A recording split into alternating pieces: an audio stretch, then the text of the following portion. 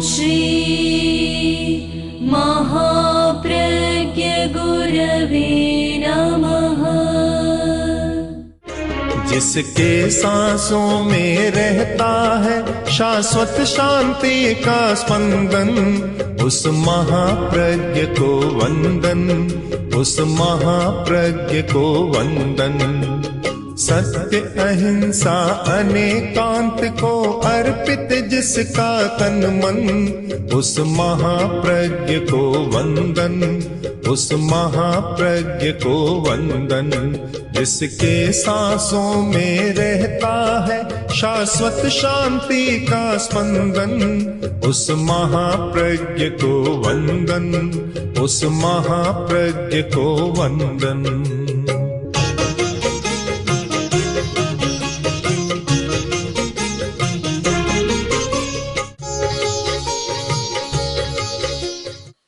अहिंसा के बारे में कुछ कहूं, मन होता है कुछ कहूं और फिर मन होता है कि क्यों कहूं। जो हमारा स्वभाव है, हिंसा मनुष्य का स्वभाव नहीं।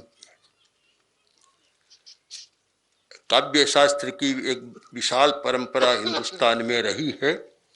उसके एक समर्थ आचार्य अभिनव गुप्त ने लिखा है कि 9 रसों में एक शांत रस तो स्वाभाविक है, दूसरे आगंतुक। कभी वीर रस, कभी श्रृंगार रस, कभी बीभत्स रस आ जाते हैं, पर ज्यादा टिकते नहीं। आते हैं, कुछ समय के बाद चली जाती है। जो स्थायी रहने वाला है वह हमारा शांत रस। तो अहिंसा हमारी प्रकृति है, शांत रस हमारा स्वभाव है।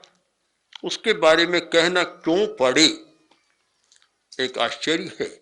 किंतु कभी कभी आश्चर्य का भी आश्चर्य होता है। जैसे कहानी में कहा जाता है, कभी कभी हाथी पर भी हाथी होता है। एक गांव में हाथी गया और गांव के लोग बहुत इकट्ठे हो गए, बहुत मजाक मखौल होने लगी। तो हाथी पर जो आदमी बैठा था बहुत भारी भरकम था, हाथी जैसा ही था। तो उसने पूछा, क्या तुम्हारे गांव में कभी हाथी आया नहीं? तो लोगों ने कहा, बहुत आते हैं। तो फिर इतनी मखौल क्यों, इतनी मजाक क्यों? कि हमने हाथी तो देखा है, पर हाथी पर बैठा हुआ हाथी नहीं देखा, आज ही देख रहे हैं। तो मुझे लगता है कि यह कोई ऐसा है कि कोई ऐसा अस्वाभाविक वैभाविक रस ऐसा आ गया कि हमें अहिंसा के बारे में कुछ कहना पड़ता है। आपने कभी नहीं सुना कि रोटी खानी चाहिए। कोई भी प्रवचनकार कभी उपदेश नहीं देता कि पानी पियो रोटी खाओ, देता ही नहीं, आवश्यकता नहीं है। क्योंकि भूख लगती है, अपने आप आदमी खाता है, मनाही करे तो भी खाता है। पानी मत पियो, अगर कोई कह दे तो भी पानी पीता है, क्योंकि जो स्वभाव है उसके लिए उपदेश की, प्रवचन की आवश्यकता नहीं होती। मुझे तो इस बात का आश्चर्य है कि अहिंसा के लिए भी कुछ करना पड़ता है। अहिंसा हमारा स्वभाव है, किंतु उसके साथ साथ कुछ मनुष्य के ऐसे आवेश है, आवेश क्रोध का, अहंकार का, लोभ का, और उससे उपजे हुए प्रासंगिक आवेश बन गए, जातीयता का, सांप्रदायिकता का, आदि आदि ये आवेश बन गए। और उन आवेशों के कारण आदमी हिंसा पर उतरता है। हमने अहिंसा यात्रा में मारो मत मारो, जिलाओ, ये चर्चा नहीं की और न कोई करने की जरूरत है, सब लोग जानते। हमारा यही रहा मुख्यतः कि हिंसा के कारणों पर विचार किया जाए। हिंसा के जो कारण है उन पर विचार नहीं करेंगे तो केवल अहिंसा की बात, अहिंसा की चर्चा, अहिंसा का उपदेश को बहुत काम का नहीं होगा। केवल श्रव्य, श्रुति प्रिय होगा, श्रव्य होगा, किंतु आचार्य नहीं होगा, आचरण में नहीं आएगा, क्योंकि उससे परिवर्तन नहीं होगा। जब तक कारणों का निवारण न करे हमारी दृष्टि में मुख्य कारण रहा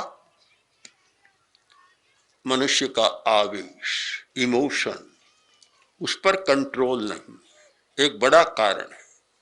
दूसरा कारण रहा पारिस्थितिक कारण, उसमें ये लोभ तो है ही, महत्वाकांक्षा है, और साथ साथ में एक और इतनी गरीबी, इतनी भूखमरी कि रोटी के अभाव में आदमी बहुत अपराधों में चला जा रहा है, बहुत हिंसा कर रहा है।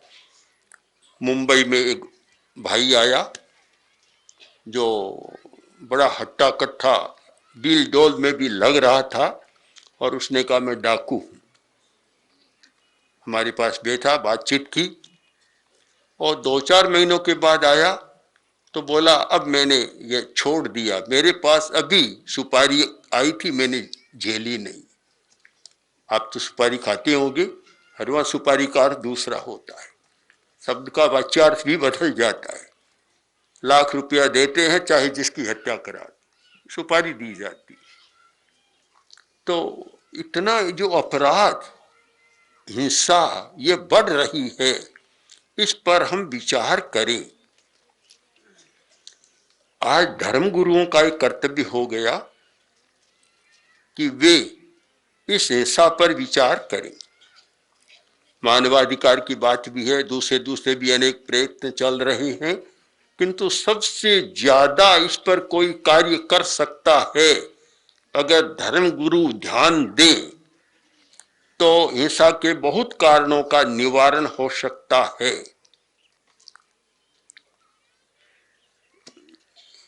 समस्या यह है कि एक वर्ग तो ऐसा बन गया जिसके पास सब कुछ, और वह अहिंसा में विश्वास करता है, कहता हम अहिंसा में, किंतु परोक्षतः उसी वर्ग के द्वारा हिंसा को समर्थन और प्रोत्साहन मिल रहा है। जब एक व्यक्ति अपने ब्याह शादी के अवसर पर 30 करोड़, 50 करोड़ और आगे का अंक आ गया 3 अरब खर्च कर देता है, दूसरी ओर 30 करोड़ 40 करोड़ लोगों को पूरा खाने को भी नहीं मिलता, क्या आप सोचते हैं प्रतिक्रियात्मक हिंसा नहीं होगी? इसको रोक नहीं सकते। एक प्रशासन के अधिकारी ने मुझे एक बात सुनाई कि वे राजस्थान के प्रशासनिक अधिकारी थे, कार्यवश बिहार में गए थे, एक स्कूल में कोई कार्यक्रम था, एक लड़के को देखा उदास सा था, तो उससे पूछा तुम आज उदास क्यों हो? उत्तर मिला आज मेरा 12 नहीं। पूछे 12 क्या होता है, क्या है 12?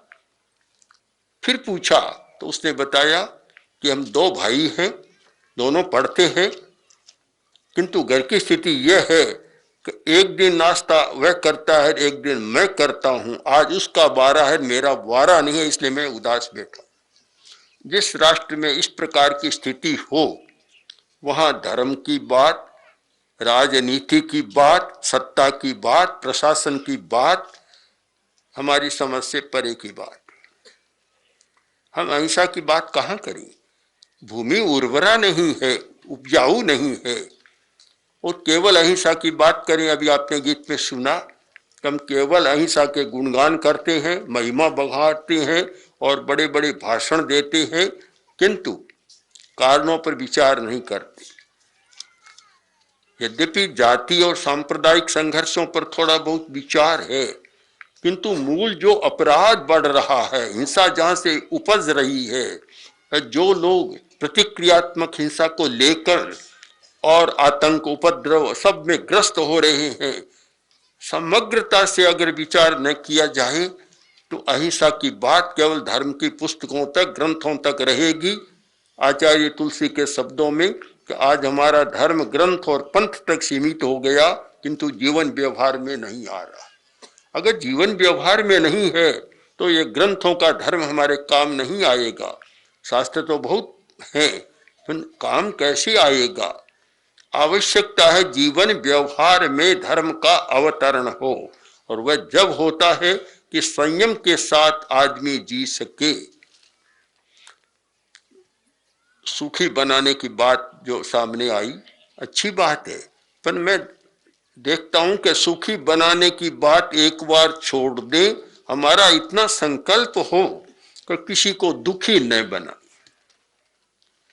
मैं श्रीमद् भागवत की वह बात कहूं तो बड़ी विचित्र लगेगी, आपको आश्चर्य होगा कि सब साहूकार साहूकार कहलाते हैं, पर श्रीमद् भागवत का क्या है कि यावत धियेत जठरम तावत स्वत्वं ही देहिनाम अधिकं यो भी मन्येते शेष तेने बद मारहति और दंड मारहति। कितना एक उदात्त चिंतन यहाँ हुआ था कि जिससे पेट भर सके, जीवन यात्रा चल सके, उतने पर व्यक्ति का अधिकार है। उससे ज्यादा कोई संग्रह करता है तो वह चोर है, दंड योग है, मार बद योग है। इस बात को कहा है जीवन में हमें उल्टी गिनती करनी हो कि हिंसा को प्रोत्साहन कहां से मिल रहा है, हिंसा बढ़ रही है, उसका कारण कहां से हुआ है, परिस्थिति कौन पैदा कर रहा है।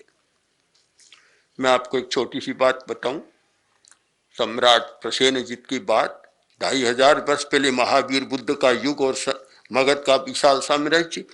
सम्राट प्रसेनजित ने सोचा कि मुझे अपना उत्तराधिकारी बनाना है। परंपरा थी जो बड़ा हो वह हो जाए। उन्होंने सोचा मैं नहीं, बड़े का नहीं, परंपरा को तोड़कर और मैं उसको बनाऊंगा जो योग्य होगा। 100 राजकुमारों में सबसे योग्य उसको मैं अपना उत्तराधिकारी बनाऊंगा। तो उसने योजना बना ली। 100 राजकुमारों को भोज के लिए एक स्थान पर आमंत्रित कर लिया। सम्राट ऊपर गवाक्ष में बैठ गया, सब राजकुमार आए। जैसे ही भोजन शुरू हुआ दरवाजे खुले, शिकारी कुत्ते झपट पड़े, सब राजकुमार भाग गए, केवल एक बचा श्रेणिक, और सब भाग गए। आखिर हो गया। दूसरे दिन महाराज ने घोषणा कर दी कि आज मैं अपना उत्तराधिकारी नियुक्त करूंगा। बड़े बड़े संभ्रांत नागरिक, सामंत सारी जुट गए और पूरी राज्यसभा खचाखच भर गई बाहर तक। सम्राट ने कहा अब मैं नियुक्त करना चाहता हूं। एक राजकुमार से कहा कि भोजन कर लिया। बोला महाराज कैसे करता, हमारे जो प्रशासन के अधिकारी तो इतने गैर जिम्मेवार हैं कि जहां राजकुमारों का भोजन और वहां शिकारी कुत्ते आ जाए, भोजन कैसे करता। उबल पड़ा, 99 ही उबल पड़े। जब श्रेणी का नंबर आया, पूछा कि भोजन कर लिया, कहा महाराज कर लिया। कि तू समझदार नहीं है, तुम्हारे 99 भाई बड़े समझदार है, भाग गए, तू बैठा रहा। अगर शिकारी कुत्ते काट लेते। महाराज नहीं काटते, मैंने बहुत अच्छी तरह भोजन किया। क्या किया कि मेरे भाई सब थाल छोड़ गए थे, मैं खाता गया, कुत्ते सामने आए तो उनके सामने थाल करता गया, मैं भी खा लिया और वे भी खा लिए। महाराज कुत्ते उसको काटते हैं जो अकेला खाना जानता है, जब को स्वयं खाकर दूसरों को खिलाना जानता उसे कुत्ते कभी नहीं काटते। उत्तराधिकारी घोषित हो गया। आज यह कहाँ रही। महामात्य चाणक्य ने यही कहा था कि अकेले सुख मत भोगो, अकेले सुख भोगोगे तो ज्यादा दुख पाओगे। बांट बांट कर खाओ, बांट बांट कर सुख भोगो। हम इस बात को भूल गए और केवल औपचारिक बाहरी बातों में हम अहिंसा की खोज कर रहे हैं और सोचते हैं कि अहिंसा का विकास नहीं हो रहा है। संभव नहीं है। आप सचमुच आज गंभीर परिस्थिति पर गंभीर चिंतन की जरूरत है, तब यह होगा। हमने इस दृष्टि से एक कार्यक्रम शुरू किया, अहिंसा प्रशिक्षण। अहिंसा का प्रशिक्षण होना चाहिए। केवल अहिंसा के गीत नहीं, केवल वंदना नहीं, केवल स्तुति नहीं, केवल महत्व का गान नहीं, प्रशिक्षण होना चाहिए। बचपन से ही जब अहिंसा के प्रशिक्षण और अहिंसा के संस्कारों का बीजारोहण हो तब कोई अहिंसा पनप सकती है, ये सारी बातें आ सकती है। प्रारंभ से कुछ होता नहीं, बीज भी नहीं बोया जाता, न संस्कार का आधान होता, तब फिर केवल श्रद्धा बस अहिंसा का नाम पुकारते हैं और श्रद्धा से उच्चारण किए जाते हैं। आज जरूरत है अहिंसा के प्रशिक्षण की, कि हम यहाँ से प्रस्थान कर जाए, किंतु अहिंसा के प्रशिक्षण का काम शुरू करें तो प्रतिदिन प्रशिक्षण चलेगा और प्रतिदिन वह लोटा मांजा जाता रहेगा, कभी वह मेला नहीं होगा। बहुत आवश्यक है, बहुत आवश्यक। हमने जो प्रयत्न किया, और यही एक मंच हमारा अहिंसा समवाय मंच है, कोई संस्था नहीं, कोई और नहीं। उसमें सब धर्मगुरु, आज दक्षिण के बड़े बड़े धर्मगुरु, स्वामी बाल गंगाधर स्वामी, शिवरात्रि देशिक, शिवरात्रि स्वामी, आदि आदि अनेक धर्मगुरु, उसमें मुसलमान धर्मगुरु भी है, ईसाई धर्मगुरु भी है, सिख धर्मगुरु भी है। सब वहां मिलकर और इस बात कार्य को आगे बढ़ा रहे हैं और हो रहा है। और इस कार्य में राष्ट्रपति भी हमारे पूरे साथ हैं। तो हम सब मिलकर एक चिंतन कर रहे हैं कि किस प्रकार एक एक गांव में अहिंसा का प्रशिक्षण दिया जाए और साथ साथ में रोजगार का प्रशिक्षण भी दिया जाए, जिससे स्वावलंबी बनकर और वे अपना जीवन जी सके। स्वदेशी की बात चलती है, किंतु प्रशिक्षण के बिना उसे भी आगे कैसे बढ़ाया जाए। इसलिए आज प्रशिक्षण की जरूरत है, ट्रेनिंग का युग है कि ट्रेनिंग हो, केवल बातों से नहीं, अभ्यास हो, प्रयोग हो, व्यावहारिक विधियां हो। तो मैं चाहता हूं हमारे श्रोता बैठे हैं, श्रावकगण भी बैठे हैं, योजना में मुख्य भाग अहिंसा प्रशिक्षण का रहे, उसके शिविर चले और सब लोगों में, बड़े लोगों से लेकर और अंत्य छोटे से छोटे समाज के वर्ग तक वह प्रशिक्षण का काम चले और सब में एक ऐसी भावना पैदा हो जिससे स्वावलंबन आए, हिंसा कम हो, हिंसा को प्रोत्साहन न मिले और अनावश्यक हिंसा रुक जाए। मैं तो मानूंगा कि अगर अजमेर को वैसा बनाना है तो एक संकल्प करे कि अनावश्यक हिंसा नहीं होगी। दहेज भी अनावश्यक हिंसा है, गर्भपात भी अनावश्यक हिंसा है, और बड़प्पन का प्रदर्शन करना अनावश्यक हिंसा है। कि जहां लाख आदमियों को खाने को न मिले और 5000 आदमी ऐसा प्रदर्शन करे कि हिंसा न हो तो हिंसा की भावना पैदा हो जाए। और समझते हैं कि आज तो सब पढ़े लिखे लोग होते हैं, पुराने जमाने में तो गांव के लोग या गरीब लोग पढ़ते नहीं थे, आज तो सब पढ़े लिखे हैं। उनमें कैसे प्रतिक्रिया नहीं होगी, इस पर गंभीरता से चिंतन करें। इन सारे पहलुओं पर विचार कर और अहिंसा के बारे में एक नया संदर्भ, नया प्रयोग, नया चिंतन कर और एक ऐसा रूप दे जिससे समाज में समरसता आए। ये इतनी विषमता न, इतनी खाई न हो, इतनी चौड़ी हो गई कि एक दूसरे को मिलने को तैयार नहीं है। इस स्थिति का निर्माण कर सके तो बहुत अच्छा होगा।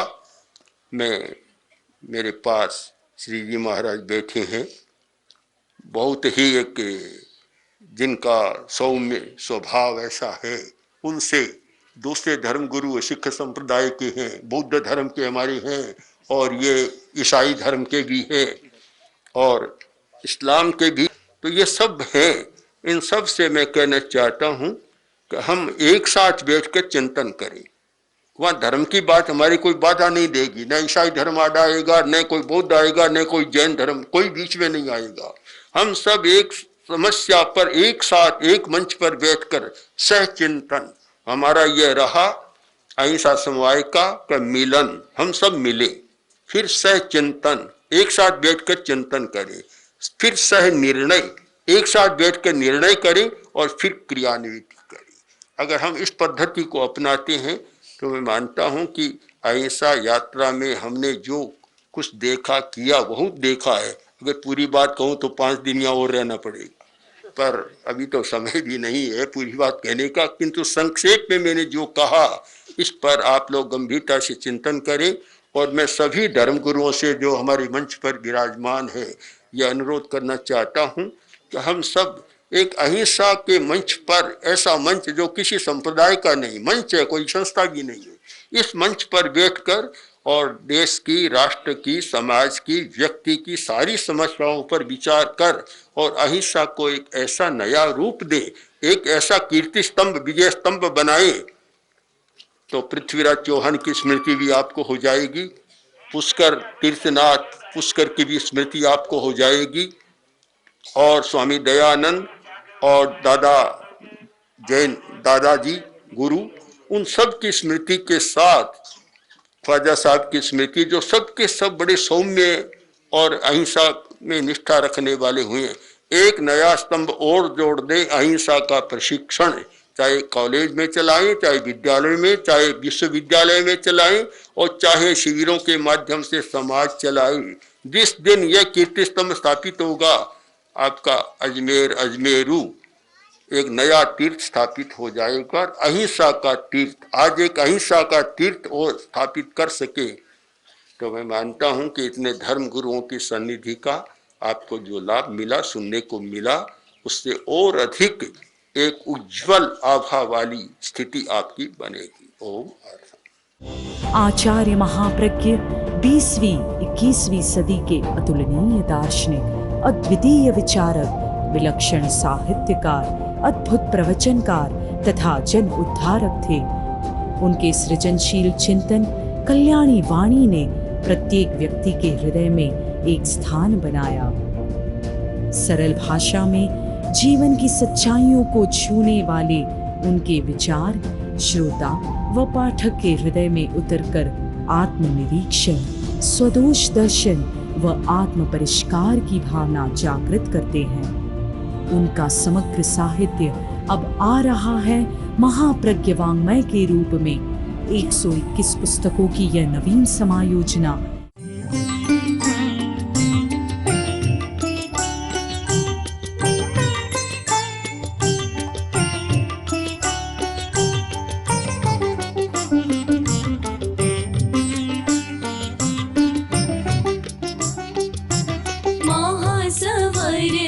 महाप्रज्ञ गुरुवै अर्घ्य आस्था काय चढ़ाए, अमल ध्यानी विशद ज्ञानी, अमर है तेरी ऋचाए। महासमर महाप्रज्ञ गुरुवै अर्घ्य आस्था काय चढ़ाए।